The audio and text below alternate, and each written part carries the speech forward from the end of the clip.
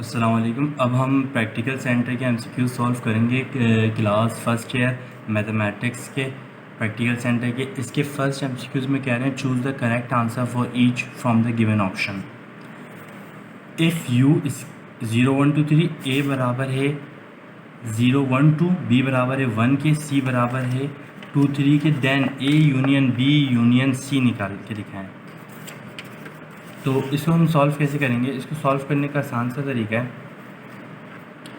सबसे पहले हम लेंगे ए यूनियन बी निकाल लेते हैं।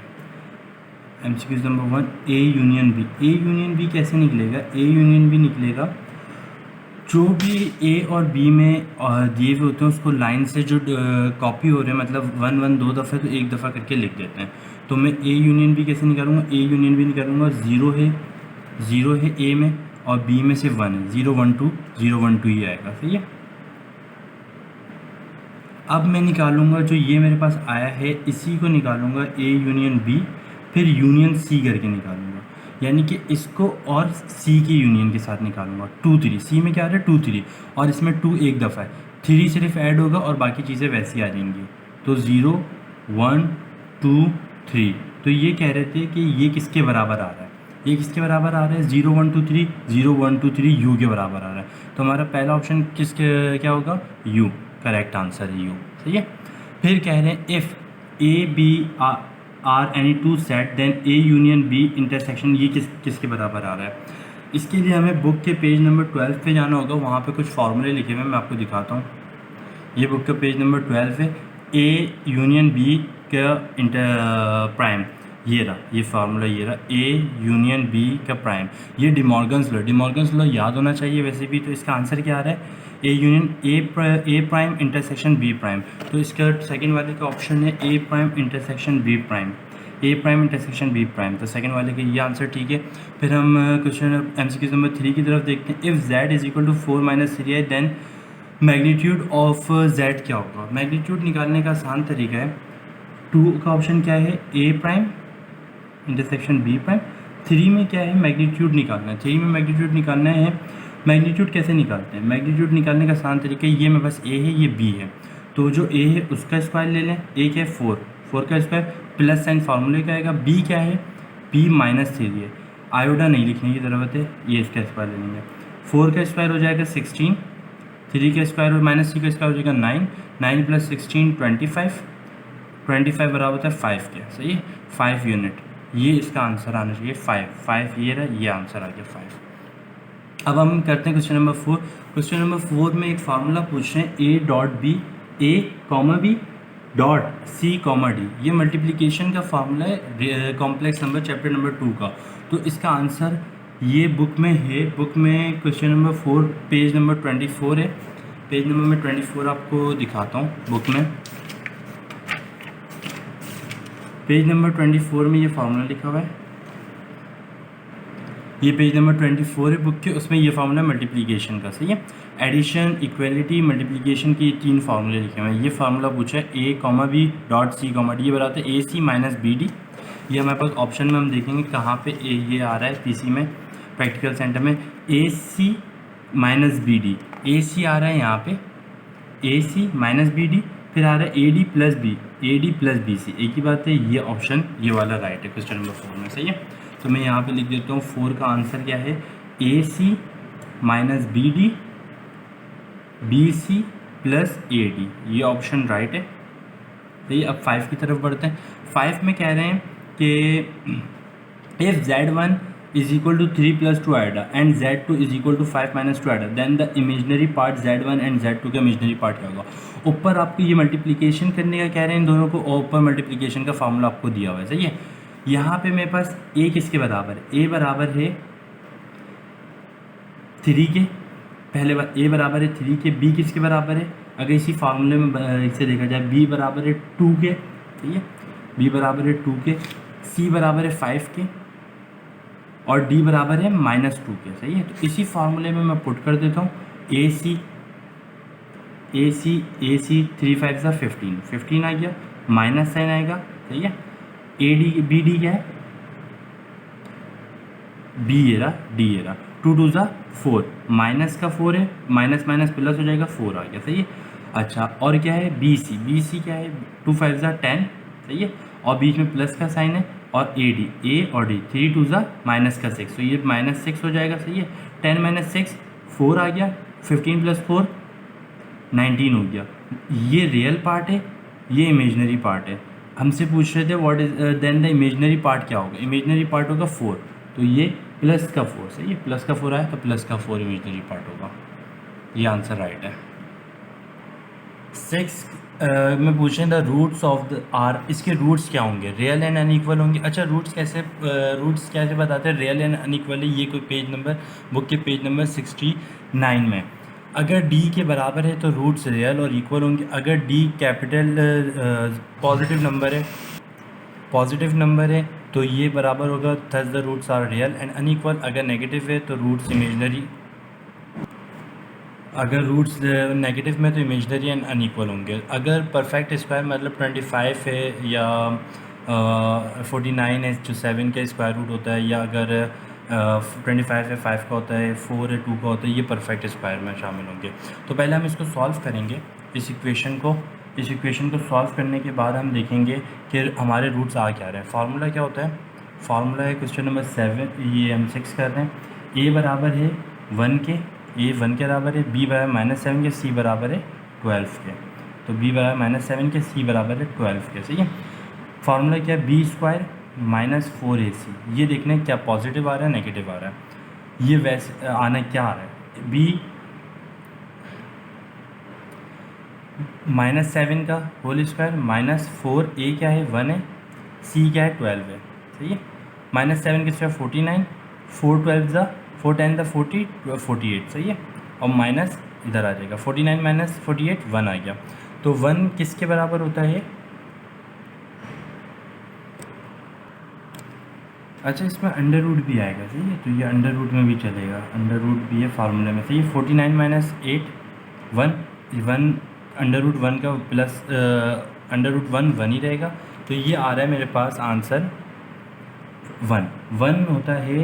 रूट्स कैपिटल रूट्स आ रहे हैं, 1 का प्लस माइनस नहीं 1 ही रहेगा पॉजिटिव में, तो ये आ रहा है ग्रेटर देन पॉजिटिव आ रहा है, तो roots are real and unequal, roots are real and unequal.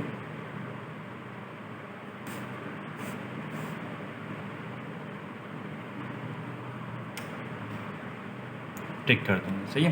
Question number 7, the equation having roots, एक इक्वेशन है उसके रूट से 1/2 1/3 इज़, क्या कौन सी इक्वेशन होगी।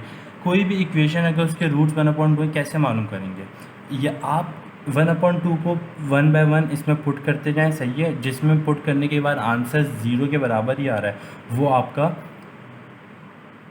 सेटिस्फाई करोगा, वही उसके रूट्स है। रूट्स मतलब इस इक्वेशन को सॉल्व करने के बाद ये 2 इसके आंसर आएंगे, सही है। अच्छा, मैं इसमें पुट करूँगा, इसमें पुट करूँ, इसमें पुट करता हूँ, इसमें पुट करता हूँ, 1 बाय 1 सब में पुट करता हूँ, सही है। लेकिन इसका आंसर वैसे 4 है, कैसे मैं आपको सॉल्व करके दिखाता हूँ, आप एक दफ़ा कर लिएगा सब में। 6x² है, x की जगह मैं ये वैल्यू पुट करता हूँ 1/2 का होल स्क्वायर, सही है, -5x की जगह वैल्यू पुट करता हूँ 1/2, सही है, फिर +1 इज इक्वल टू 0, ये हो जाएगा 6, 1 का स्क्वायर 1 ही रहेगा और 2 का स्क्वायर 4 हो जाएगा, -5 1 5/2 +1, सही है, 2 2 4 2 3 6 3 1 3/2 आ गया यहाँ पे, -5/2 हो गया और +1 हो गया। जब मैं एलसीएम लूँगा 2 तो यहाँ 2 1 2 1 3 3 2 1 2 1 5 5, क्या बीच में साइन माइनस है, यहाँ पे बीच में साइन प्लस है, और यहाँ इसके नीचे 1 है, 1 2 2 2 1 2 3 और 2 5 -5 डिवाइड बाई 2, 5 में से 5 गया 0 बचा, 0.2 0 के बराबर होता है, तो ये इक्वेशन इसको सेटिस्फाई कर रही है, तो ये राइट आंसर है इसका। 8 में कह रहे हैं if alpha beta are the roots of the equation x² - 9x + 14 = 0, then what is the value of alpha cube plus beta cube. जब भी ये सवाल है इसमें आपने सबसे पहले SOR और POR मालूम करके रख लेना है, बहुत आसान तरीका है। SOR का फॉर्मूला होता है -b/a, POR का फॉर्मूला होता है c/a, सही है। अच्छा, b किसके बराबर है, ये जो इक्वेशन है a बराबर है 1 के, b बराबर -9 के, c बराबर 14 के, तो a किसके बराबर है 1 के, b किसके बराबर है -9 के, c किसके बराबर है 14 के, सही है। तो अब मैं यहाँ पे माइनस बी की जगह minus B minus minus plus हो जाएगा 9/1, एक ही बात है 9 लिख देता हूँ। सी किसके बराबर है 14, 14/1 एक ही बात है 14 लिख देता हूँ। सही है। एस और पी और निकालने के बाद करना क्या होता है, एस और दरअसल बराबर होता है अल्फ़ा प्लस बीटा के, पी और बराबर होता है अल्फ़ा बीटा के। सही है। और यहाँ पे अल्फ़ा की वैल्यू दी हुई है अल्फ़ा क्यूब। सही। और बीटा अल्फ़ा क्यूब और बीटा प्लस बीटा क्यूब निकालना है मुझे, ये निकालना है। तो अब मैं इसको निकालूँ कैसे, मेरे पास पता है alpha cube plus beta cube किसके बराबर होता है, अल्फ़ा क्यूब बराबर ये फार्मूला ए क्यूब प्लस बी क्यूब का, जो कि बराबर होता है ए प्लस बी का होल क्यूब माइनस 3ab, फिर ब्रैकेट में आता है ए प्लस बी, यानी कि अल्फ़ा प्लस बीटा। मैंने डायरेक्ट इसको ही फार्मूले में लिख दिया। मुझे अल्फ़ा प्लस बीटा की वैल्यू पता है, मुझे अल्फ़ा प्लस बीटा की वैल्यू पता है, अल्फ़ा बीटा की वैल्यू पता है। तो मैं अल्फ़ा प्लस बीटा की वैल्यू क्या थी मेरे पास निकली थी 9 का क्यूब माइनस 3, अल्फ़ा बीटा की क्या वैल्यू हुई थी, अल्फ़ा बीटा की वैल्यू थी 14। सही है। Alpha plus beta 9। तो जब मैं इसको मल्टीप्लाई करूँगा 3 9 ज़ा 27, 27 14 ज़ा ये आता है 378। सही है। 9 का क्यूब होता है 729। सही है। 729 में से जब 378 निकालेंगे तो ये बचेगा 351। सही है। तो यहाँ पे ऑप्शन है 351, यहाँ पे ऑप्शन है 351। सही है। 8 आपका राइट आंसर हो गया। 8 में 351 right answer. The multiplicative inverse of omega, omega का मल्टीप्लिकेटिव इन्वर्स क्या होता है, ओमेगा का मल्टीप्लिकेटिव इन्वर्स 1/ओमेगा भी होता है और ओमेगा स्क्वायर भी होता है। सही है। कैसे, अगर मैं मल्टीप्लिकेटिव इन्वर्स का मतलब अगर मैं उस चीज़ से मल्टीप्लाई करूँ तो आंसर 1 आ जाना चाहिए। सही है। और एडिटिव इन्वर्स का मतलब है आंसर 0 आ जाना चाहिए। मल्टीप्लिकेटिव इन्वर्स में ओमेगा की वैल्यू क्या होती है -1 प्लस आयोडा √3 2। सही है। ये है ओमेगा की वैल्यू। ओमेगा स्क्वायर किसके बराबर होता है, अगर मैं इसको मल्टीप्लाई करूँ ओमेगा स्क्वायर बराबर होता है -1 माइनस आयोडा √3 डिवाइडेड बाई 2। ये अगर देखा जाए तो 2 2 नीचे क्या आएगा 4 आएगा। सही है। ए प्लस बी ए माइनस बी का होल स्क्वायर बन रहा है, ए प्लस बी ए माइनस बी, यानी कि ए स्क्वायर माइनस बी का स्क्वायर। सही है। ये बन रहा है। सही है। -1 का स्क्वायर 1 ही रहेगा। सही है भाई। नीचे 4 ही रहेगा। माइनस ऐसे आएगा, आयोडा स्क्वायर -1 होता है, -1 इससे मल्टी जाएगा तो प्लस का 1 हो जाएगा। √3 है, स्क्वायर से रूट कैंसिल हो जाएगा तो ये 3 आ जाएगा। 3 + 1 4/4 1 ही आ रहा है, यानी कि ओमेगा स्क्वायर सही आंसर है इसका, राइट आंसर। अच्छा, विच टर्म ऑफ 5 10 15 इज़ 125, कौन सी टर्म होगी जो कि साफ मुझे पता लग रहा है ये एक ए पी है 10 - 5 5 15 - 10 5, तो जिसके डिफरेंस सेम आ रहा है इसका मतलब ये ए पी है। तो ए पी का फार्मूला यूज़ करूँगा। कैसे, 10 में कह रहे हैं फार्मूला क्या है, T N is equal to A plus n - 1 D, ये फार्मूला है। ए की वैल्यू क्या है, ए की वैल्यू 5 है। सही है। डी की वैल्यू क्या है, डी की वैल्यू भी 5 है। टी एन क्या है, टी एन की वैल्यू है 125 है। सही है। निकालने के बोले तो विच टर्म एन निकालने का, एन निकालना है। एन कैसे निकालना है, एन निकालने का आसान तरीका है, टी एन 125 की जगह 125 पुट करते हैं, ए की जगह 5 पुट करते हैं, प्लस n - 1 ऐसे ही रहने देते हैं, डी की जगह 5 आ गया। सही है। 5 में प्लस क्या वहाँ जाके माइनस से होगा तो 120 हो जाएगा, 125 में से 5 जाएगा और ये 5 यहाँ मल्टीप्लाई हो रहा है तो नीचे आके डिवाइड हो जाएगा। सही है। इज इक्वल टू n - 1, 5 1 ज़ा 5, 5 2 ज़ा 10, 2 इधर जाएगा, 5 4 ज़ा 20, तो ये हो जाएगा 24 में अगर 1 प्लस करूँगा मैं तो ये हो जाए, ये माइनस का मैंने वहाँ जाके प्लस का हो जाएगा तो 25, n इज इक्वल टू 25। तो यहाँ पे 25 आ रहा है, 25 टर्म होगी, 25th टर्म होगी जो कि 125 आएगी यहाँ पे। अच्छा, इस सवाल में क्या कह रहे हैं, the 5th term from the end of the GP is, ये सवाल यहाँ पे गलत है, यहाँ पे 16 में 6 आएगा। सही है। The 5th term from the end of the GP 2 6 18 4374 से जो हमारी एंड टर्म आएगी, जो ये एंड टर्म है, ये एंड टर्म जिस नंबर पे आ रही है उससे नंबर से 5वीं जो टर्म होगी वो क्या होगी, ये पूछे। सही है। तो सबसे पहले हम ये पता लगाना होगा ये कौन सी टर्म है, इसके लिए हमें एन निकालना होगा। हमें जीपी का फार्मूला पता है, जीपी का ए क्या है, इधर ए है, ये कौन सा क्वेश्चन है, क्वेश्चन नंबर 11। ए है यहाँ पे 2 के बराबर, आर क्या है 6/2, 2 × 2 2 3 × 6 18/6 3 आएगा, आर भी आ गया हमारे पास 3, सही है। रेशो निकालेंगे, सही है, फर्स्ट टर्म और सेकंड टर्म का। आर भी आ गया 3, टर्म कौन सी है, T N is equal to 4374 है। फार्मूला क्या होता है जी पी का, T N is equal to A R N minus 1, सही है। टी एन किसके बराबर है 4374 इज इक्वल टू ए किसके बराबर है 2 के, आर किसके बराबर है 3 के, एन माइनस 1, सही है। 2 यहाँ आगे डिवाइड होगा, जब 2 इससे डिवाइड होगा तो आंसर आएगा 2187, सही है, इज इक्वल टू 3 एन की पावर माइनस 1। मुझे यहाँ पे 3 लाना है, 3 के ऐसे नंबर की पावर हो जो ताकि बेसिस सेम हो तो मैं पावर इक्वलेट करवा सकूँ। 3 की पावर 7 2187 के बराबर होता है, 3 की power n minus 1, basis same है, इक्वलेट हो रहा है तो पावर इक्वलेट करवा दूंगा। 7 is equal to n minus 1, minus का 1 है वहाँ जाके प्लस का हो जाएगा तो ये हो जाएगा 8। अच्छा ये तो हमने निकाल लिया 8, ये 8वीं टर्म है, ये 4374 ये 8वीं टर्म है। लेकिन मसला क्या है, हमारे पास पहली टर्म क्या है 2 है, दूसरी टर्म क्या है 6 है, तीसरी टर्म क्या है 8 है, चौथी टर्म नहीं पता, पाँचवीं टर्म नहीं पता, छठी टर्म नहीं पता, सातवीं टर्म नहीं पता, आठवीं टर्म क्या है, आठवीं टर्म है 4374, यानी कि ये पहली है, ये दूसरी है, तीसरी है, ये चौथी है, पाँचवीं, छठी, सातवीं, ये आठवीं टर्म। आठवीं से हमें पाँचवीं टर्म निकालनी है, 1 2 3 4 5, ये यानी कि फोर्थ टर्म निकालनी है हमने। अच्छा एक जीपी का फार्मूला क्या होता है, ये ए होता है, ये ए आर होता है, ये ए आर स्क्वायर होता है और ये होता है ए आर क्यूब, यानी कि फोर्थ टर्म कौन सी होती है ए आर क्यूब। तो अब मैं सिंपल ए आर क्यूब निकाल लेता हूँ तो मेरी फोर्थ टर्म आ जाएगी। ए किसके बराबर है 2 के, आर किसके बराबर है 3 के, 3 की पावर इज क्यूब, यानी कि 2, 3 का क्यूब क्या होता है 3 3 ज़ा 9, 9 3 ज़ा 27, 27 जब 2 से मल्टीप्लाई करूँगा तो क्या हो जाएगा 27, 2 से मल्टीप्लाई करने के बाद आ रहा है मेरे पास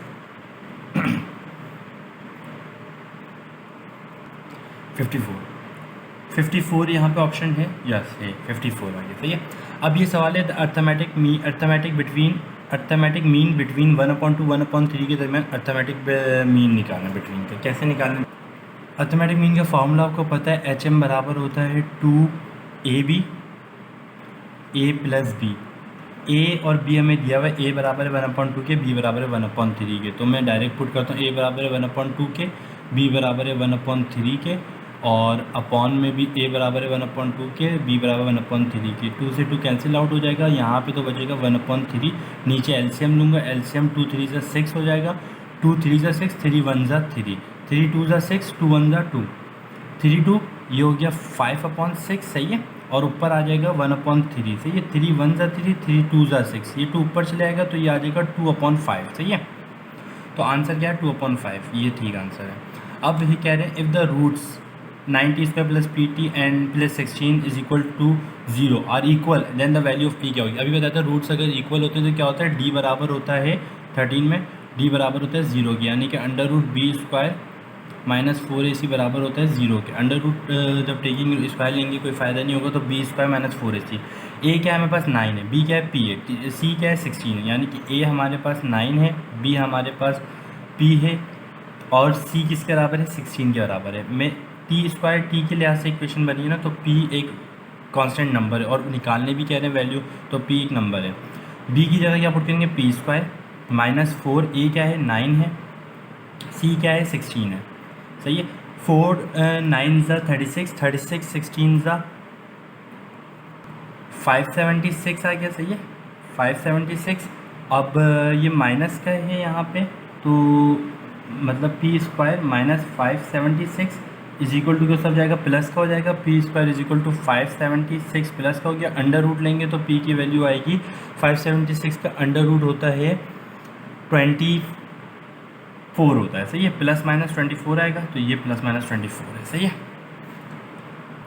क्वेश्चन नंबर 14 जो है, क्वेश्चन नंबर 14 में कह रहे हैं CN9 is equal to CN2, find n मालूम करें। जब भी ऊपर n कॉमन है ना, तो ये फार्मूले में हम पता है क्या, ये फार्मूला कैसे हो जाता है, हम नीचे n निकालें कैसे, फिर जब भी ऊपर n आ जाए, सेम आ जाए, यानी कि n सेम है, तो ये बराबर होता है CNR is equal to CN minus R, यानी कि ये r जो है हमारे पास ये 9 हो जाएगा, इज इक्वल टू n क्या हो जाएगा, ये n ये इक्वलेट करवा देंगे, ये हम इक्वलेट करवा देंगे, सही है, तो हमारे पास वैल्यू आ जाएगी, ये किसके बराबर है 9 के, ये किसके बराबर है 2, सही है। यानी कि मैं इसको कैसे लिखूँ, यहाँ पे इसको लिखूँगा n-2 के, r की जगह इसके 2 आ जाएगा, इसके r की जगह 9 आ जाएगा, सही है। -2 उधर जाके प्लस का हो जाएगा तो 9 + 2 11 हो जाएगा, सही है। ये 11 मेरा आंसर आ गया, यहाँ पे 11 होगा। अच्छा, इस वाले क्वेश्चन में कह रहे हैं, क्वेश्चन नंबर 15 में, मतलब MCQs में, the 11 term of x + y 15 क्या होगी। ये है, मुझे फार्मूला पता है टर्म निकालने का, टर्म निकालने का एक ही फार्मूला है, TR+1 = CNR a⁻n−r BR। ये फार्मूला है कोई से भी टर्म निकालने का। ये मुझे a पता है, a क्या दिया हुआ है यहाँ पे, a दिया हुआ है x, b क्या दिया हुआ है, b दिया हुआ है y, n कितना दिया हुआ है, n जो पावर होती है ये दिया हुआ है 15, सही है, ये 15 दिया हुआ है। तो मैं ये वैल्यू निकालता हूँ, कैसे निकालूँ, n दिया हुआ है मेरे पास 15।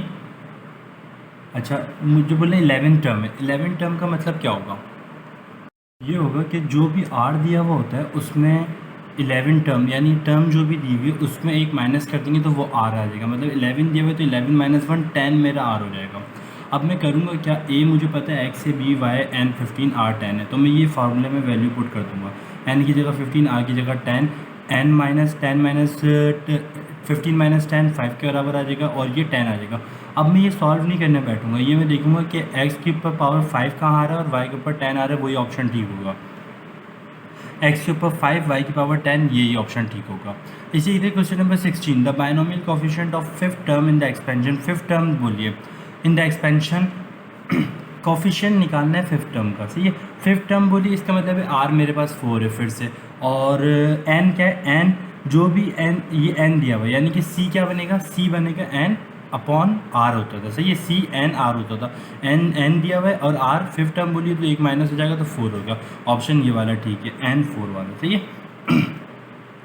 इसके बाद बोलने के the total number of terms in the expansion a + b 2n+3, total number of terms कितनी होंगी, जो भी n दी हुई होती है, यानी कि 2n+3 दिया हुआ है यहाँ पे, तो उसमें 1 ऐड कर देंगे। कैसे, ये देखें, जैसे कि मैंने दिया 2n+3 था, इसमें 1 ऐड कर दिया, 3 + 1 4 हो गया, 2 कॉमन ले लूँगा तो क्या बचेगा, n+2। ये ऑप्शन है 2n+2 है, 2n+2 है, तो मैंने ये टिक कर दिया। The arc length of a unit circle corresponding to the central angle measure 90 degree. अच्छा, यूनिट सर्किल बोला, यूनिट सर्किल का मतलब होता है रेडियस जिसका 1 हो, सही है, रेडियस उसका 1 हो और थीटा एंगल क्या बोला हुआ है, 90 डिग्री। 90 डिग्री को मैं कन्वर्ट करूँगा सबसे पहले रेडियन में, क्योंकि s = r थीटा में मुझे चाहिए रेडियन में थीटा, तो 90 को मल्टीप्लाई करूँगा π/180 से, आंसर आ जाएगा π/2। जब मैं 1 मल्टीप्लाई करूँगा π/2 तो आंसर π/2 यूनिट ही आएगा, तो ये मेरा इस वाले का आंसर है π/2। 1/2 sin 2 थीटा, sin 2 थीटा का फॉर्मूला क्या होता है, 2 sin theta cos theta. 2 sin 1/2 का फॉर्मूला होता है, अगर मैं ये देखा जाए 19 देखा जाए, sin 2 थीटा का फार्मूला होता है 2 sin थीटा cos थीटा, सही है। और इसमें कह रहे हैं 1/2 भी है, सही है, 1/2 भी है यहाँ पे, तो मैं 1/2 यहाँ पे भी लगा देता हूँ, यहाँ पे भी लगा देता हूँ 1/2, 2 से 2 कैंसिल आउट हो जाएगा, क्या बचा, sin थीटा cos थीटा, तो sin थीटा cos थीटा आ गया। अब मेरे पास क्वेश्चन नंबर 20, क्वेश्चन नंबर 20 क्या है, cot π/2 - थीटा। अच्छा, 20 जो है ये बुक के पेज नंबर 315 पे जाऊँगा मैं, बुक 315 पे, सही है, ये 315 का है, ये रहा, सही है। 315 पे मेरे पास कुछ फार्मूले हैं, मैं आपको दिखा देता हूँ। जैसे कि ये एक फार्मूला है, cot π/2 - थीटा बराबर होता है, अगर मैं cot किसके बराबर है, cos अपन साइन के, तो मैं = cos अपन साइन लिख दूँ और एंगल वही लिखूँ। अब या तो मैं ये लगाऊँ कि cos का फार्मूला लगाऊँ, cos α - बीटा का फार्मूला लगाऊँ, और यहाँ लगाऊँ sin α - बीटा का फार्मूला। तो जब मैं ये सॉल्व करूँगा तो आंसर आएगा tan थीटा के, सही है, tan थीटा के बराबर आएगा। ये एक डायरेक्ट फार्मूला है, ये भी एक फार्मूला लिखा हुआ है, tan π/2 - थीटा cot के बराबर होता है। इसी तरीके से सारे फार्मूले लिखे हैं। ये पता होना चाहिए cos π/2 - थीटा बराबर होता है किसके बराबर होता है, sin थीटा के बराबर होता है, sin π/2 - थीटा बराबर होता है cos थीटा के, तो यही पता होना चाहिए। तो tan थीटा डायरेक्ट मैं यहाँ से वैल्यू निकाल लूँगा, तो tan थीटा का है प्लस का tan थीटा आ गया, सही है। इफ़ इन ABC ट्राइंगल है, A 2 के बराबर है, B 1 के बराबर है, R बराबर है 90 डिग्री के, देन एरिया ऑफ ट्राइंगल क्या होगा, एरिया ऑफ ट्राइंगल निकालना है, सही है। 20 है, 20 में फार्मूला, 21 है, 21 में फार्मूला है हाफ, एरिया ऑफ ट्राइंगल का फार्मूला था हाफ AB साइन गामा, सही है। हाफ तो ऐसे ही आ जाएगा, ए क्या दिया हुआ, ए दिया हुआ 2 मल्टीप्लाई बाय बी कितना दिया हुआ 1, साइन एंगल कितना दिया हुआ 90, सही है। 2 से 2 कैंसिल आउट हो गया, साइन 90 1 के बराबर होता है, तो आंसर 1 स्क्वायर यूनिट ही आएगा, सही है। तो 1 स्क्वायर यूनिट ऑप्शन में है, यहाँ है 1 स्क्वायर यूनिट पुट कर दिया। If sine alpha is equal to 1/√2 then cos alpha किसके बराबर होगा, ये भी सॉल्व करेंगे कैसे।